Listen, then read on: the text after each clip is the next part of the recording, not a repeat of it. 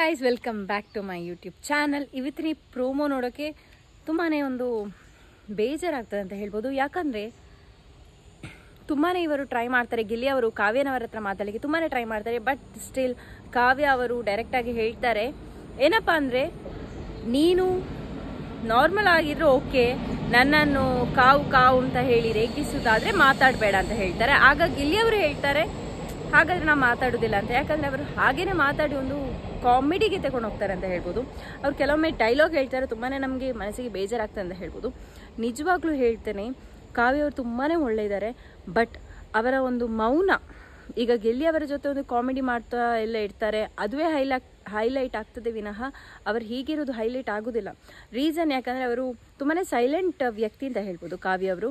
But still ಗಿಲ್ಲಿಯಿಂದಲೇ ಕಾವ್ಯ ಅಂತ ಹೇಳೋದು ಯಾಕಂದರೆ ಆಲ್ಮೋಸ್ಟ್ ಅವರು ಗಿಲ್ಲಿ ಇದ್ರೇ ಸ್ವಲ್ಪ ಅವರು ಆ್ಯಕ್ಟಿವ್ ಆಗಿರ್ತಾರೆ ಕಾವ್ಯ ಅವರು.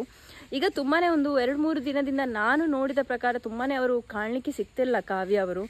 ಬಿಕಾಸ್ ಆಫ್ ದಿಸ್ ಏನು ಮ್ಯಾಟ್ರ್ ಆಗಿದೆ. ಅದಕ್ಕೆ ಬೇರೆಯವರು ಹೇಳಿದರು ಅಂತ ಅವರು ಮಾತನ್ನೇ ನಿಲ್ಲಿಸ್ತು ತುಂಬಾ ನನಗೆ ಅನಿಸ್ತದೆ ತಪ್ಪು ಅಂತ. ಯಾಕಂದರೆ ಅವರಿಬ್ಬರು ಒಂದು ಬಾಂಡಿಂಗ್ ಏನಿದೆ ಅದು ಮುಂದೇನೂ ಹಾಗಿದ್ರೆ ಒಳ್ಳೆಯದು. ಬಟ್ ಸ್ಟಿಲ್ ನಾನೊಂದು ಕೆಲವೊಮ್ಮೆ ನನಗೆ ಒಂದು ಕ್ವಶನ್ ಆಗ್ತದೆ, ಕಾವ್ಯ ಶಿ ಈಸ್ ಅ ಗುಡ್ ಆಯಿತಾ. ಬಟ್ ವಿಷಯ ಏನಪ್ಪ ಅಂದರೆ, ಗಿಲ್ಲಿ ಅವರು ಸೂರಜ್ ಥರ ಹ್ಯಾಂಡ್ಸಮ್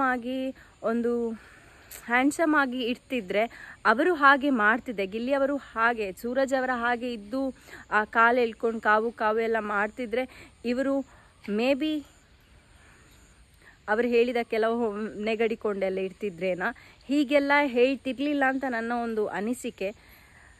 ನಂಗೆ ಗೊತ್ತಿಲ್ಲ, ಬಟ್ ಸ್ಟಿಲ್ ನನಗಂತೂ ಫೀಲ್ ಆಗ್ತದೆ ಹಾಗೆ. ಯಾಕೆ ನನ್ನ ಕೂಡ favourite contestant Kavya. But still ಅವರು ಗಿಲ್ಲಿ ಅವರನ್ನು ತುಂಬಾ ಇಗ್ನೋರ್ ಮಾಡೋದು ನನಗಂತೂ ಏನೋ ಸರಿ ಅನ್ನಿಸ್ತಿಲ್ಲ.